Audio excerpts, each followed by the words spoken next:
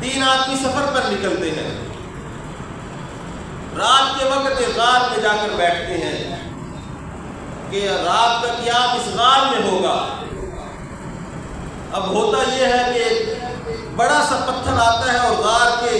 دہانے پر، غار کے منہ پر آ کر رک جاتا ہے۔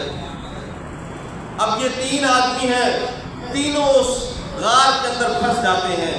سرکار دو عالم صلی اللہ علیہ وسلم ارشاد فرماتے ہیں کہ یہ تینوں اب یہ انتظار کرتے ہیں کہ ہم بھوک پیاس کی وجہ سے اس غار کے اندر مریں گے، اب ہمیں بچانے والا کوئی نہیں، نہ یہ چٹان ہم ہلا سکتے ہیں، نہ اس غار سے باہر نکل سکتے ہیں، نہ باہر جا سکتے ہیں، نہ کسی کو پکار سکتے ہیں۔ آج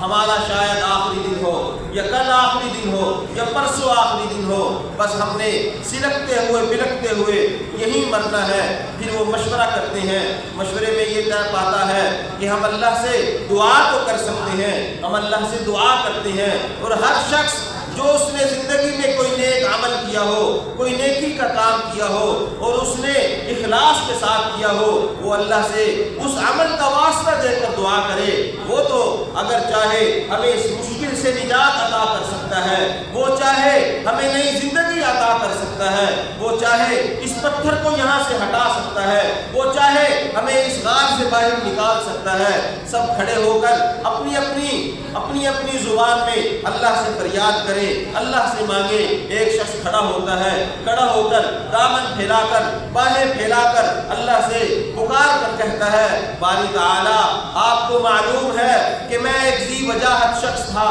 میں ایک بڑا بااثر شخص تھا، میں قبیلے کا سردار بھی تھا، مال و دولت بھی میرے پاس بہت تھا، اور اے اللہ آپ کو معلوم ہے زندگی کے سفر میں ایک مرتبہ میرے خاندان کی ایک لڑکی میرے دروازے پر بھیک مانگنے آئی۔ ان کے گھر کے اندر فقر تھا، ان کے گھر کے اندر غربت تھی، وہ بھوک میں تھے، وہ میرے دروازے پر آ کر مجھ سے سوال کرنے لگی اور مانگ کر کہنے لگی کچھ پیسے دے دو تاکہ ہم کھانا کھا سکیں، اپنی بھوک مٹا سکیں، کھانا کھا کر اللہ کا شکر ادا کر سکیں۔ میری نیت کے اندر فطور آیا، میرے اوپر شیطان کا غلبہ ہوا، میں نے اس عورت کو کہا، اس لڑکی کو کہا، اگر تیرے گھر میں بھوک ہے، تیرے گھر کے اندر فقر ہے، تو بھوکی پیاسی میرے دروازے پہ آئی ہے، تو میری بھی ایک حاجت ہے، میری بھی ایک ضرورت ہے، میں تجھ سے کچھ چاہتا ہوں، میرا مطلب تو پورا کر دے۔ دل کے اندر خناس تھا، میرے اوپر شیطان کا غلبہ تھا، میں اس سے غلط کام کرنا چاہتا تھا۔ اے اللہ وہ مجبور تھی، وہ بھوکی پیاسی تھی، اس کے گھر کے اندر اس کے ماں باپ بھوکے تھے، وہ تھی میری عزیزہ رشتہ دار عورت تھی، میں نے اس کو ورگلایا، اس کو مال کا لالچ دیا، اس کو اپنے گھر کے اندر لے کر آیا، اور گھر میں لا کر میں نے اس کو کہا کہ دیکھ یہ سارے پیسے تجھے دے دوں گا، مجھے اپنے اوپر اختیار دے دے، مجھے گناہ کرنے دے۔ اے اللہ پھر وہ وقت آیا جب میرے اور اس کے فاصلے بالکل ختم ہو گئے، میں اس کے بالکل قریب ہو گیا، اور جب میں اس کے قریب ہوا اس کی آنکھوں میں آنسو آ گئے، اس کی بدن پر کپ کپی آ گئی، اور وہ مجھ کو رو کر کہنے لگی کہ اے اللہ کے بندے اتق اللہ، دیکھ تو صحیح، اگرچہ ہمیں اس تنہائی میں دیکھنے والا کوئی نہیں، لیکن سوچ عرشوں والا خدا تو ہمیں عرشوں سے دیکھ رہا ہے،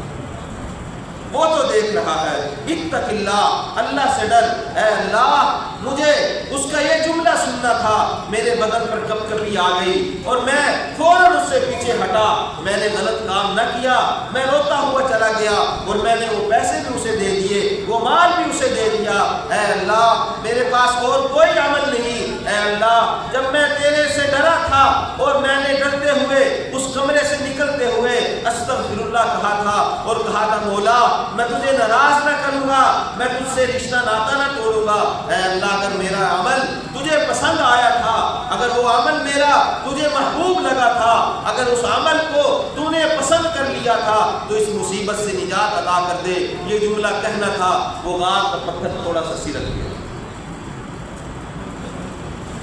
یہ ہے صبر علی المعصیہ، کہ گناہ نہ کرنے پر آدمی جم جائے، الصبر علی المعصیہ۔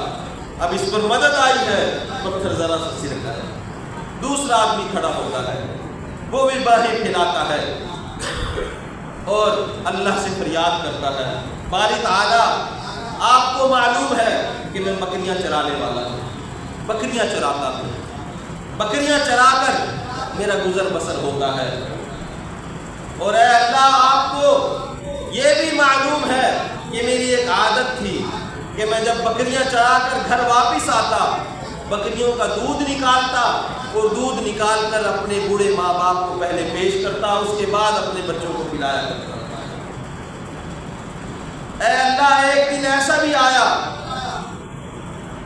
کہ میں رات کو تاخیر سے گھر پہنچا،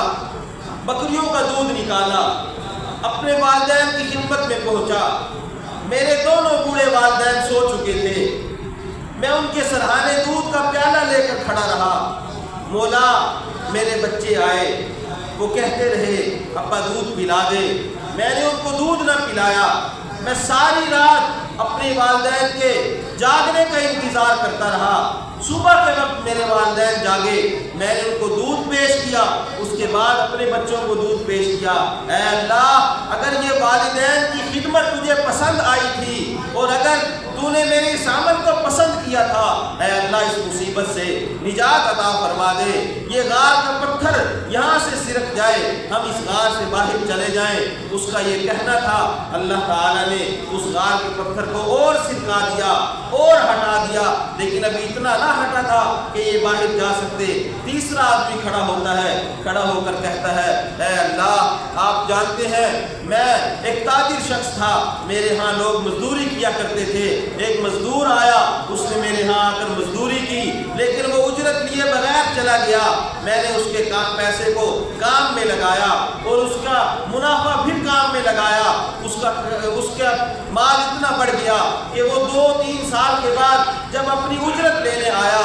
تو کئی اونٹ، کئی گھوڑے، کئی بکریاں، کئی گائے اور اس صورت میں کئی اس کا مال بڑھ چکا تھا۔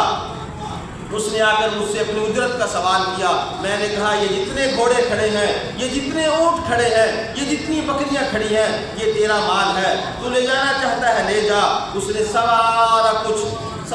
سمیٹا اور لے کر چلا گیا، کوئی ایک بکری بھی میرے پاس نہ چھوڑی، کوئی ایک اونٹ میرے پاس نہ چھوڑا، کوئی ایک گھوڑا میرے پاس نہ چھوڑا۔ اے اللہ اگر میرا یہ عمل تجھے پسند تھا تو مجھے اس مصیبت سے، ہمیں اس مصیبت سے نجات عطا فرما دے۔ سرکار دو عالم صلی اللہ علیہ وسلم نے ارشاد فرمایا کہ اللہ نے اس کا یہ کہنا تھا، اللہ نے وہ جو پتھر غار کے سامنے آیا ہوا تھا اس کو پرے ہٹا دیا، وہ تینوں باہر نکلے۔ میرے عزیز دوستو میں عرض یہ کر رہا تھا کہ اللہ تعالیٰ صبر پر آدمی کی مدد کرتے ہیں۔